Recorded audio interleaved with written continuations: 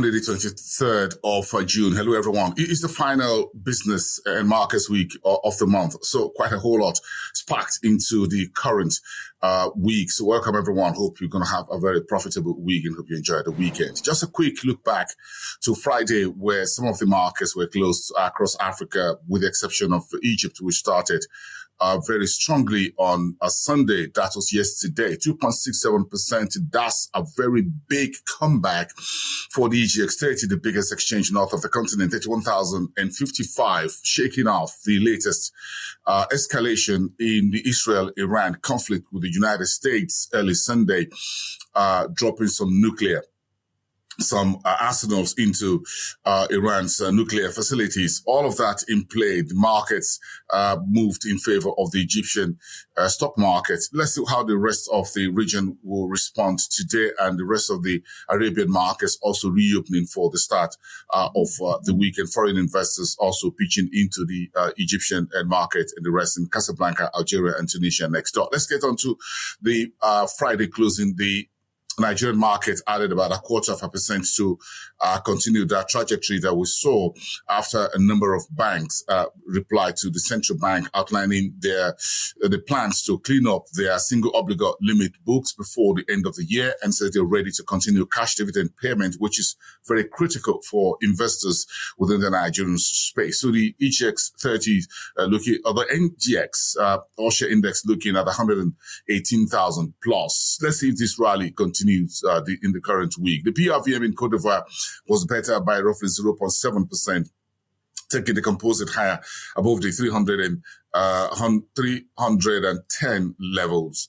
Then the NSE in Nairobi also gained 1.06%. We saw that big jump coming through from the middle of the week to the end of last week on the biggest exchange in East Africa. And the GSE in South Africa down by 0.25%, however, 94,710. Let's move on. The oil market is in focus this morning. Oil prices are taking it a little bit in a stride, the latest actions in the Middle East, with U.S. President Trump ordering a hit on Iran's nuclear facilities, 3 of those locations in the country, and Iran promising and pledging to retaliate. All that, the world's now waiting to see how that impacts the Strait of Hormuz, and news coming through that 2 super tankers have turned around from the Strait of Hormuz because of the likely escalation. Then, of course, you've got news around global international airlines, many of them staying off from going to the Middle East, as well as some Japanese big banks also recalling their staff and asking them to stay out of unnecessary travel in and out of the Middle East. That's where we are this morning. But what's the East and Central African headlines for us? Tanzania unveiling a cotton factories and pumping about 8 billion in Tanzanian shillings to boost farmers' incomes. It's part of what President Suluhu Hassan is doing to support the country's agro sector. Rwanda has banned the import of used clothing to boost local industry, while Heineken, the international brewing giant, says it's lost operational control of facilities in DR Congo's war-east eastern part of the country. And DR Congo also has extended cobalt export ban by 3 months. Those are the headlines east of the continent. So let's move on to West Africa, where the African Finance Corporation, which is headquartered in Lagos, says it's got 250 million euros, a 10-year loan from Italy's CDP, which is backed by SACE guarantee to support its further infrastructure financing on the continent.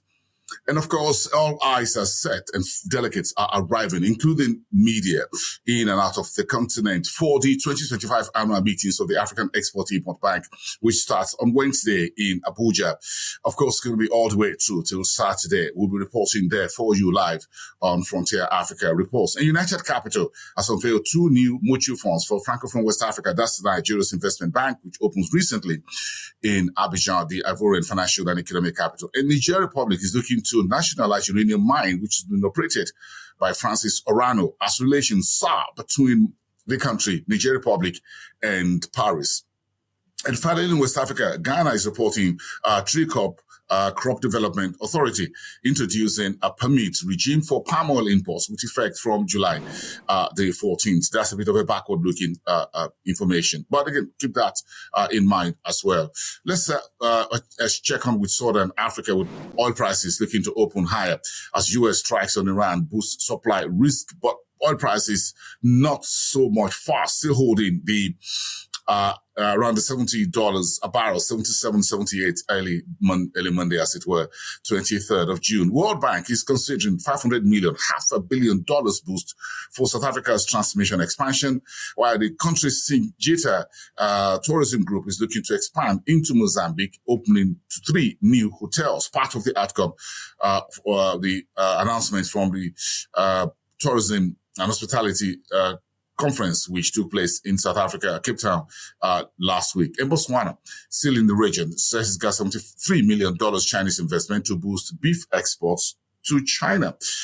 And finally, in that region, Zimbabwe is seeking about $10 billion offshore credit to support the economy under President Emerson Mnangagwa. Let's wrap it up in the northern corridor. The central bank in Egypt issued a new licensing framework for electronic payment service providers in the country, part of expanding the footprint of financial inclusion and ease of transactions and payments and financial system within the biggest economy in the northern corridor, while Tunisia and Italy say they're boosting bilateral cooperation with about 6.5 million euros agreement between the two countries.